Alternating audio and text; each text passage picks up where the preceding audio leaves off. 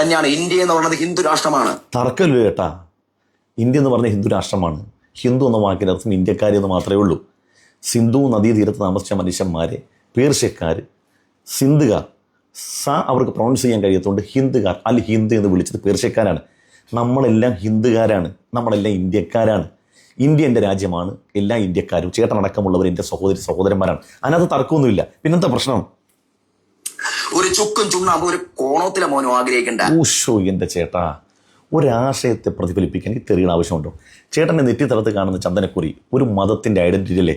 ഈ തലയെ കെട്ടിക്കൊണ്ട് ചേട്ടൻ ഈ പറഞ്ഞ അതേ വാക്ക് എനിക്ക് പ്രയോഗിക്കാൻ കഴിയും. എനിക്ക് വഴങ്ങാതിരിക്കും ഈ വാക്കൊക്കെ. ഇതിൻ്റെ അപ്പുറത്തെ വാക്ക് പറയാൻ എനിക്ക് കഴിയത്തില്ലേ? എൻ്റെ നാവും വഴങ്ങും. പക്ഷെ ഞാനിത് പറയലോടുകൂടി എൻ്റെ സമൂഹം, എൻ്റെ സമുദായം എന്നെ പൂർണ്ണാർത്ഥത്തിൽ നിരാകരിക്കും. എൻ്റെ വീഡിയോ കാണത്തില്ലെന്ന് മാത്രമല്ല, അവർ വ്യക്തമായ വിഷയത്തിൽ നിലപാടെടുക്കും. സമുദായത്തോട് പറയും ഇയാളുടെ വീഡിയോ കാണാൻ പാടില്ല എന്ന് പറഞ്ഞു. ശക്തമായി പ്രതിഷേധം ഒരു കമൻറ്റ് ബോക്സിൽ എഴുതും. താനൊക്കെ എന്തും മുസ്ലിയാരാടോ, താനൊക്കെ എന്ത് പണ്ഡിതധർമ്മമാണ് ചെയ്യുന്നത്, തെറി പറയുക, ഇതൊരു വിശ്വാസിക്ക് പറ്റിയാണെന്ന് ചോദിക്കുവര്. ചേട്ടൻ്റെ കമൻറ്റ് ബോക്സ് മുഴുവനും പച്ച തെറി എഴുതിയിരിക്കുന്നത്. ചേട്ടൻ ആർക്ക് വേണ്ടി സംസാരിക്കുന്നത്? ഹിന്ദു മതത്തിന് വേണ്ടിയും സനാതന ധർമ്മത്തിന് വേണ്ടിയല്ലേ? അതൊരു പരിശുദ്ധമായ ആശയമാണെന്ന് വിചാരിച്ചിട്ടല്ലേ ചേട്ടൻ നീ സംസാരിക്കുന്നത്? ചേട്ടൻ്റെ ഈ ആശയം ചെറിയ കുട്ടികളെ കേൾപ്പിക്കാൻ പറ്റുമോ?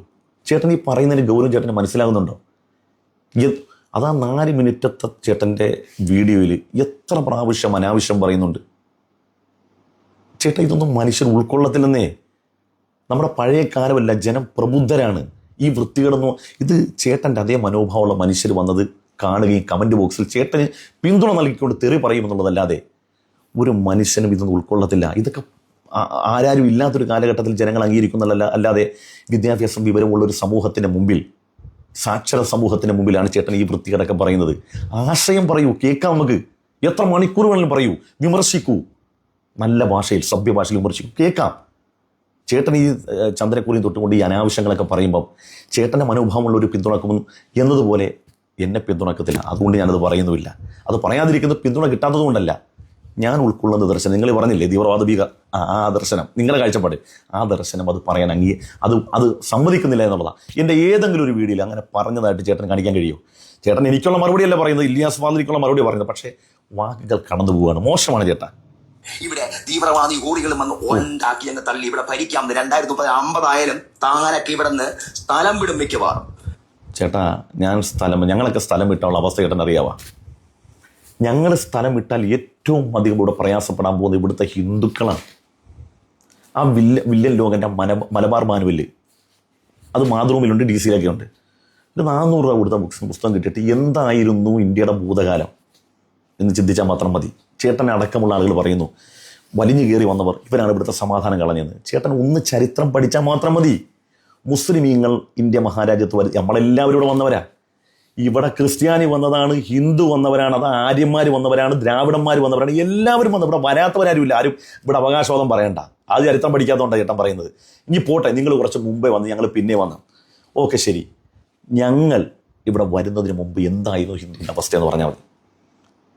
അത് മാത്രം പഠിച്ചാൽ മതി. അവരുടെ ശ്മശാന ഭൂമിയായിരുന്നു ഇത്, അവരുടെ മോർച്ചറി ആയിരുന്നു ഇത്. അതേട്ടനറിയോ? ഞാൻ ഇടയ്ക്കൊക്കെ ആ വാക്ക് ഉപയോഗിച്ചിട്ടുണ്ട്.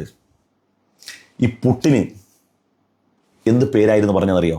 പുട്ട് ആരുടെ ഭക്ഷണമായിരുന്നു അറിയോ ചേട്ടന്? അതുപോലെ തന്നെ ഹൈന്ദവ സഹോദരങ്ങൾ അവരുടെ വീടെന്ന് പറയാൻ പറ്റുമായിരുന്നു?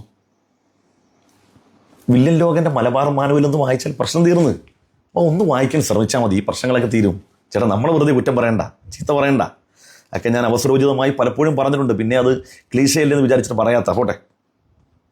RSS BJP ഇനി ഇവിടെ ഭരണത്തിൽ കയറി തന്റെയൊക്കെ ലക്ഷ്യങ്ങൾ മാറി ഇവിടെ സമാധാനമുള്ള ഒരു രാഷ്ട്രമായി മാറും.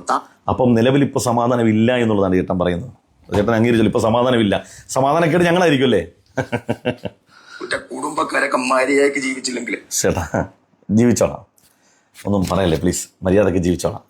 ശരി, ചേട്ടനത്തെ പറഞ്ഞ സ്ഥിതിക്ക് മര്യാദയ്ക്ക് ജീവിച്ചോളാം. ഒന്നും പറയല്ലേ പ്ലീസ്. ഈ തീവ്രവാദങ്ങൾ ഒഴിവാക്കി മനസ്സമാധാനമായിട്ടും സാമൂഹികമായിട്ടും ഇടപെട്ടുകൊണ്ട് ജീവിക്കാൻ ശ്രമിക്കടാ. പക്ഷെ ഇന്ത്യക്ക് ഒരു പ്രാധാന്യമുണ്ട്. ഇത് ഹിന്ദു രാഷ്ട്രമാണ്. സമ്മതിച്ചു. താനൊക്കെ വന്നു കയറിയപ്പോ സ്ഥലം തന്നതാ.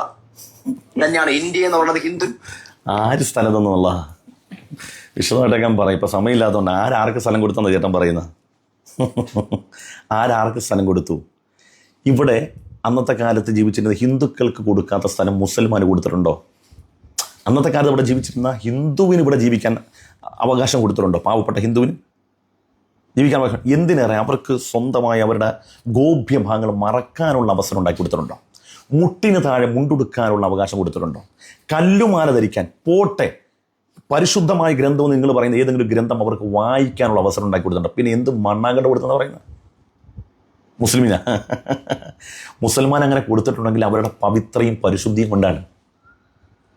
ഈ നാട്ടിൽ ഇസ്ലാം കടന്നു വന്നപ്പോൾ ഈ കാണുന്ന കോടിക്കണക്കിന് വരുന്ന മനുഷ്യർ എങ്ങനെ ഉണ്ടായി?